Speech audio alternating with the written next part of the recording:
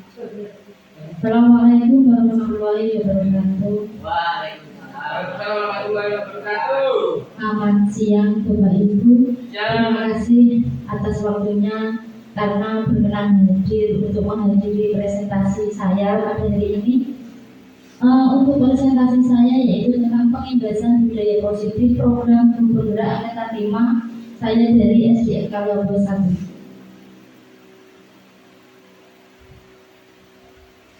Nama saya kenalan dulu ya.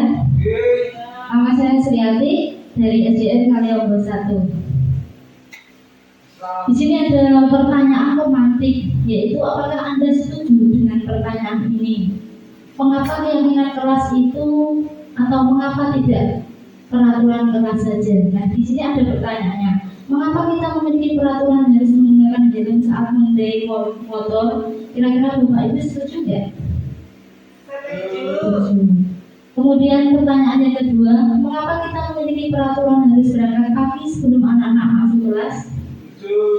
7. Nah, dari sini itu adalah salah satu dari makna disiplin. Ini, apakah makna disiplin? Dan disiplin ini berasal dari bahasa Latin yaitu disiplina, yang artinya itu adalah belajar. Makna asal dari kata ini itu berkonotasi dengan disiplin diri dari murid-murid. Kemudian disiplin diri membuat orang menggali potensi menuju sebuah tujuan apa yang dia hargai. Namun dalam budaya kita, makna kata disiplin ini berubah menjadi sesuatu yang dilakukan seseorang pada orang lain untuk mendapatkan kepatuhan. Nah, di sini kecenderungannya itu dapat menghubungkan kata disiplin dengan ketidaknyamanan, bukan dengan apa yang kita hargai. Sebenarnya kita itu terkadang untuk melakukan kedisiplinan itu memang adalah suatu keterpaksaan ya Bapak Ibu. Contohnya ketika kita dituntut untuk berangkat pagi, itu kan tidak nyaman bagi kita, tapi itu suatu keharusan. Nah, ini ada nilai-nilai kebajikan universal. Nilai-nilai ini bersifat positif pada manusia dan merupakan tujuan mulia yang ingin dicapai setiap individu. Dan nilai-nilai ini menurut Dr. William Glasser, nilai-nilai ini setiap perilaku perbuatan itu memiliki suatu beban. Sedangkan menurut Dean Goosen, dengan mengaitkan nilai-nilai kebajikan yang diyakini seseorang, maka motivasi intrinsiknya yang akan terbangun sehingga menggerakkan motivasi dari dalam diri untuk mendapatkan suatu tujuan yang diinginkan. Nah, ini nilai-nilai kebajikan ini sebenarnya itu memang berasal dari intrinsik diri kita. Jadi sesuatu itu bisa berubah apabila diri kita ini bisa merubahnya, bukan dari bukan dari mungkin dari orang lain bukan, tapi dari diri kita sendiri. Kemudian nilai-nilai kebajikan yang diyakini di setiap anak yang kita kenal dengan profil pelajar Pancasila yang Bapak Ibu sudah melakukan IKM, yaitu beriman dan bertakwa kepada Tuhan Yang Maha Esa, kemudian mandiri, bernalar kritis, berkebinekaan global, bergotong dan kreatif.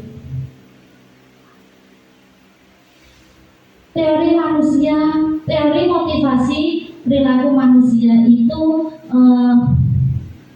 ada 3, yaitu yang pertama adalah untuk menghindari ketidaknyamanan atau hukuman. Nah, di sini pertanyaan apa yang akan terjadi apabila saya tidak melakukannya? Ini masuk motivasi eksternal. Kemudian untuk yang kedua itu untuk mendapatkan imbalan.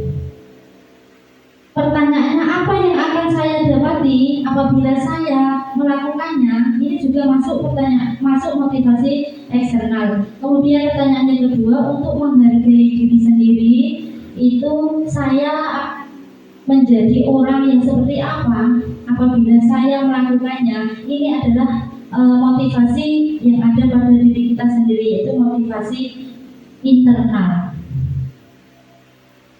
Merdeka menurut Ki Hajar Dewantara, merdeka itu artinya tidak hanya terlepas dari perintah, akan tetapi juga cakap membuat memerintah diri sendiri.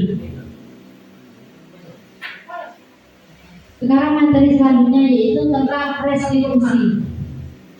Apa itu restitusi? Restitusi adalah proses menciptakan kondisi bagi murid untuk memperbaiki kesalahan mereka, sehingga mereka itu bisa kembali pada kelompok mereka dengan karakter yang lebih kuat.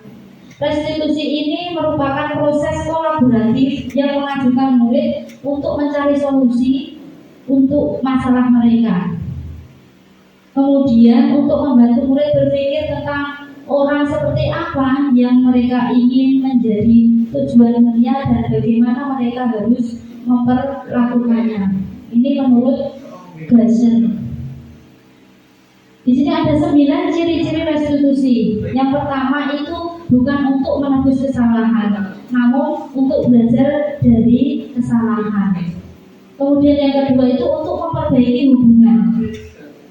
Yang ketiga, tawaran tapi bukan paksaan. Yang keempat, restitusi itu untuk menuntun, untuk melihat ke dalam diri kita. Yang kelima, restitusi itu mencari kebutuhan dasar yang mendasari tindakan. Yang keenam, restitusi itu adalah cara yang paling baik. Yang ketujuh, restitusi adalah fokus pada karakter bukan tindakan. Yang kedelapan, fokus pada solusi. Yang kesembilan yaitu mengembalikan murid yang berbuat salah pada kelompoknya. Nah, untuk restitusi ini kemarin saya sudah saya praktekkan di sekolah saya. Itu ternyata pada waktu anak-anak itu saya tanya, tidak mengerjakan PR, anak-anak itu takut kalau dihukum. Padahal kalau di restitusi ini kan anak tidak dihukum, tapi hanya penyelesaian masalah. Ternyata setelah melakukan restitusi, anak-anak itu mempunyai tanggung jawab. Materi selanjutnya yaitu tentang keyakinan kelas. Nah, di sini mengapa tidak peraturan kelas, tapi mengapa harus keyakinan kelas? Nah, untuk ini seperti tadi pertanyaan yang pertama, pertanyaan pemantik, mengapa kita melakukan peraturan harus dengan helm, tidak mengendarai kendaraan?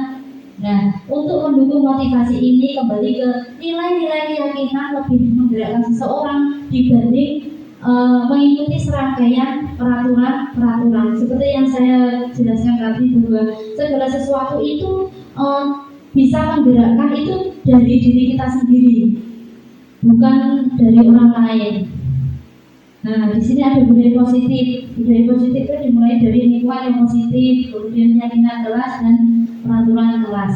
Nah, di sini ada yang mana yang merupakan keyakinan kelas dari sebelah kanan dan sebelah kiri, kesepakatan sebelah kanan, kesepakatan kelas, kemudian sebelah kiri juga kesepakatan kelas. Kira-kira ini yang peraturan kelas yang mana? Yang merupakan keyakinan kelas yang mana? Sebelah kiri atau sebelah kanan? Peraturan kelas sama keyakinan kelas.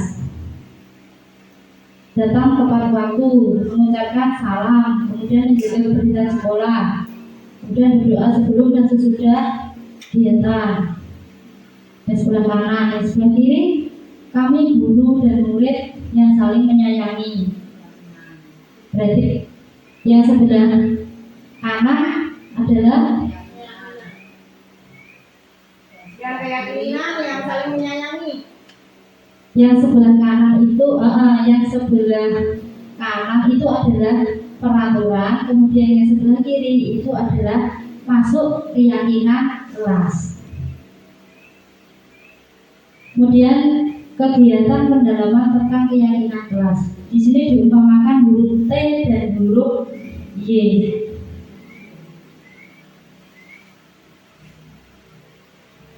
Kegiatan pendalaman ini di sini ada hormat, di situ ada tampak, seperti, dan tidak tampak. Contoh di yang tabel T, tampak, kegiatan yang tampak itu datang tepat waktu, yang tidak tampak sering hadir terlambat, itu tidak tampak. seperti yang telah saya pelajari dulu di apa namanya itu pautan S itu kan untuk otak manusia itu 12 yang tampak, sedangkan yang tidak tampak itu diperkirakan ada 72 seperti itu. Nah, di sini ada peraturan kelas dan keyakinan kelas. Di sini ada selalu kembalikan buku ke tempatnya. Kira-kira ini masuk keyakinan kelasnya, yang masuk bagaimana? Tanggung jawab atau apa? Tanggung jawab. Kemudian dilarang mengganggu orang lain. Keyakinan. Termasuk keyakinan kelas Menghormati orang lain. Kemudian hadir sekolah 15 menit sebelum pembelajaran dimulai itu termasuk menghormati orang lain. Kemudian dilarang melakukan kekerasan, itu termasuk keyakinan kelas. Keselamatan menghormati orang lain. Kemudian dilarang menggunakan narkoba, itu termasuk keyakinan kelas tentang kesehatan, masuk di kesehatan. Kemudian bergantian atau menunggu giliran, itu masuk keyakinan kelas menghormati orang lain atau bisa bersabar. Kemudian gunakan masker, itu masuk di kesehatan dan keselamatan. Jangan berlari di kelas atau koridor, masuk keselamatan. Jadi kalau berlari jatuh kan, nah masuk di keselamatan. Materi selanjutnya yaitu tentang penambahan materi pada dihukum oleh penghargaan yang semula hanya ada 5 unsur, ini diriset menjadi 8 unsur. Nah, di sini pengaruh jangka pendek dan jangka panjangnya tentang penghargaan menghukum dan penghargaan mengurangi ketepatan, penghargaan tidak efektif dan penghargaan merusak hubungan. Nah, di sini dihukum oleh penghargaan. Penghargaan menurunkan kualitas, itu termasuk iya, karena biasanya anak itu kalau mendapat penghargaan terus, umpamanya anak juara 1 dikasih penghargaan, tapi ketika tidak ada penghargaan, mungkin anak-anak itu akan apa namanya, oh kemarin gak dikasih kok, yaudah saya gak usah belajar, kayak gitu bisa. Penghargaan mematikan kreativitas, bisa. Mamane ya seperti tadi yang saya contohkan sama. Kemudian penghargaan juga mengurangi motivasi intrinsik. Kalau anak disuruh belajar, tidak usah diberi penghargaan. Kalau dia sudah ada dorongan dari dirinya, mungkin dia sudah menjadi kebiasaan. Gak usah disuruh, dia akan belajar dengan sendirinya. Itu masuk di motivasi intrinsik. Nah, di sini ada tindakan guru atau masuk hukuman atau konsekuensi. Kira-kira kalau mencatat 100 kali di dalam buku kalimat, saya tidak akan terlambat lagi, karena terlambat ini masuk hukuman atau konsekuensi. Hukuman. Kemudian lari mengelilingi lapangan basket 2 kali karena terlambat hadir di sekolah, masuk hukuman atau konsekuensi. Hukuman. Kemudian murid diminta untuk push up 15 kali karena tidak menggunakan masker ke sekolah. Hukuman. Kemudian menggantikan kertas tugas teman yang telah dicoret-coret. Konsekuensi, karena dia telah merusak milik temannya, suruh mengganti, berarti konsekuensi. Membersihkan tumpahan air di meja tulis karena tersenggol pada saat belajar. Konsekuensi. Kemudian murid disuruh untuk mengenakan sepatu seharian di sekolah karena tidak menggunakan sepatu hitam. Disuruh tidak mengenakan Hukuman. Kemudian sudah.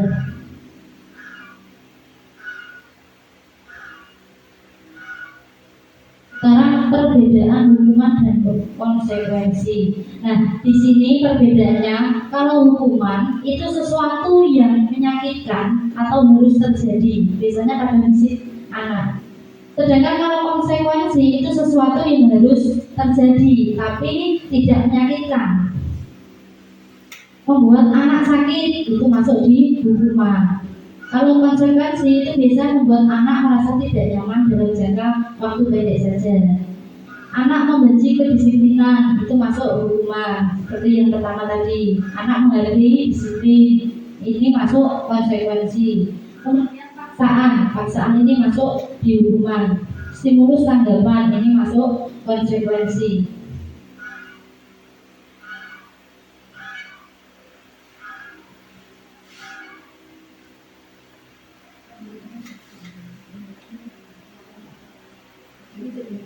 Materi selanjutnya yaitu tentang kebutuhan dasar manusia dan dunia berkualitas.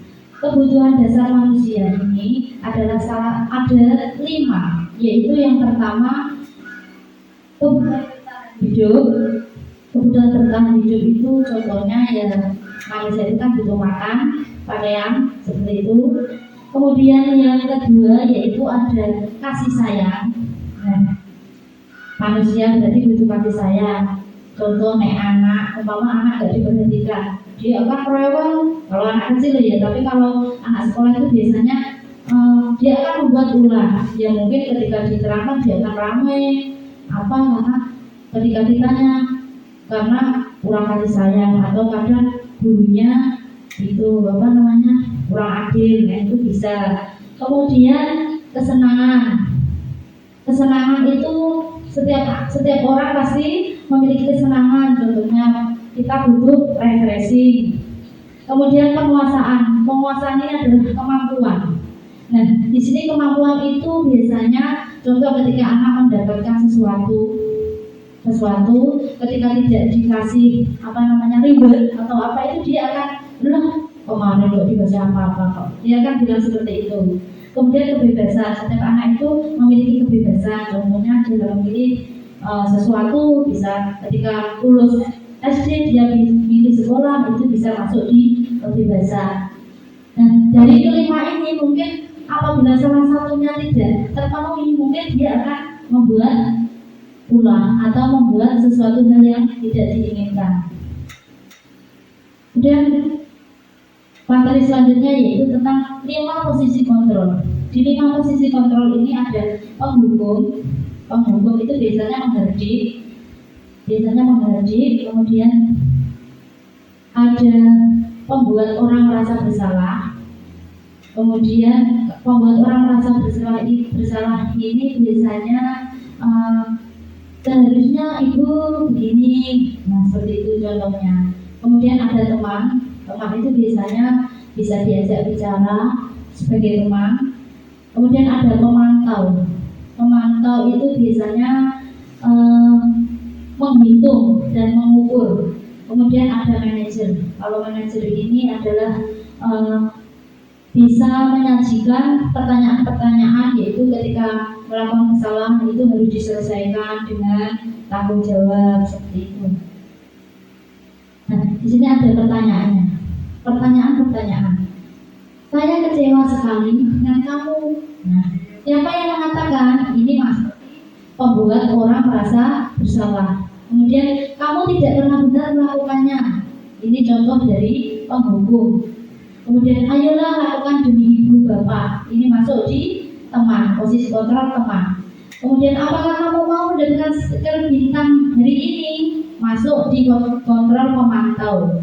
Kemudian bagaimana kamu bisa menyelesaikan masalah ini? Masuk di manajer. Biasanya itu dengan penyelesaian dan penyelesaian dengan tanggung jawab itu masuk di manajer. Dan kamu mau selalu yang paling terakhir. Ini masuk di penghukum.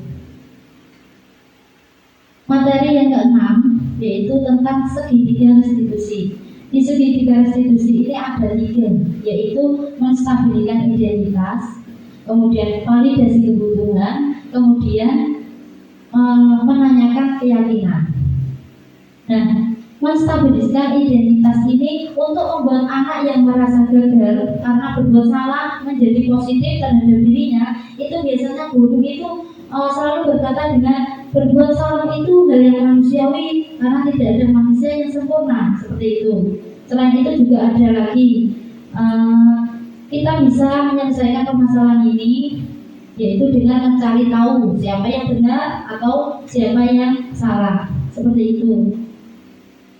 Kemudian validasi kebutuhan. Nah, validasi kebutuhan ini membantu siswa mengenali kebutuhan yang ingin dipenuhinya ketika melakukan kesalahan itu. Pada dasarnya, setiap tindakan manusia tujuannya adalah untuk memenuhi kebutuhan. Di sini contohnya, guru itu berkata seperti ini, kamu bisa saja kan melakukan hal yang lebih buruk, tapi kamu tidak melakukannya. Kemudian contoh berikutnya, kamu pasti yang punya alasan mengapa melakukannya. Dan berikutnya adalah apa yang penting bagi kamu ketika kamu melakukan hal seperti itu. Nah, ini contohnya. Kemudian yang terakhir yaitu menanyakan keyakinan. Anak melihat kesalahannya itu biasanya dihubungkan dengan norma sosial dan nilai-nilai yang mendasari manusia berinteraksi dengan orang lain. Itu biasanya guru itu berkata, apa nilai yang kita percaya di kelas? Kemudian nilai-nilai apa yang telah kita sepakati? Kemudian kelas yang ideal itu seperti apa? Ini masuk di menanyakan keyakinan. Ini ada contoh interview 30 menit. Yaitu apakah kamu ingin berbuat lebih baik? Itu bisa kita tanyakan ke murid-murid. Kemudian apakah saat ini kamu sudah menjadi orang yang sedang kamu inginkan? Nanti bisa. Ya, itu ada 9. Sekarang refleksi. Nah, kira-kira dari Bapak Ibu ada nggak yang mau merefleksikan dari apa yang telah saya presentasikan tadi? Terima kasih waktunya. Dari yang sudah Bu Ati sampaikan, sesuatu yang baru bagi saya. Itu biasanya jadi guru itu kan posisinya itu kadang berubah-ubah, belum bisa konsisten gitu Bu. Ada kalanya saya menjadi hukum, sering juga menjadi teman. Kemudian kalau untuk menjadi manajer masih perlu proses. Kemudian selama ini yang saya tahu ketika kita memberikan reward ke anak bisa menjadi lebih semangat, menjadi lebih berpacu gitu, menambah semangat anak. Ternyata bahwa penghargaan reward itu ternyata mematikan kreativitasnya adalah sesuatu yang baru. Dan perasaan saya ketika saya mengikuti ini luar biasa, seperti dibukakan kembali bahwa menjadi guru itu harusnya seperti ini. Jadi mungkin mulai sekarang saya akan berusaha untuk menjadi guru yang sebenar-benarnya, walaupun toh memang masih terus-menerus perlu belajar. Yang Bu Adi.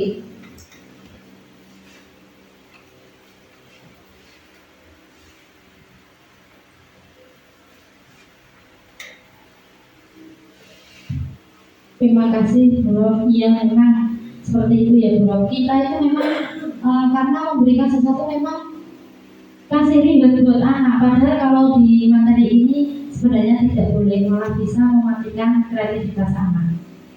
Demikian presentasi dari saya. Kurang lebihnya mohon maaf. Wassalamualaikum warahmatullahi wabarakatuh.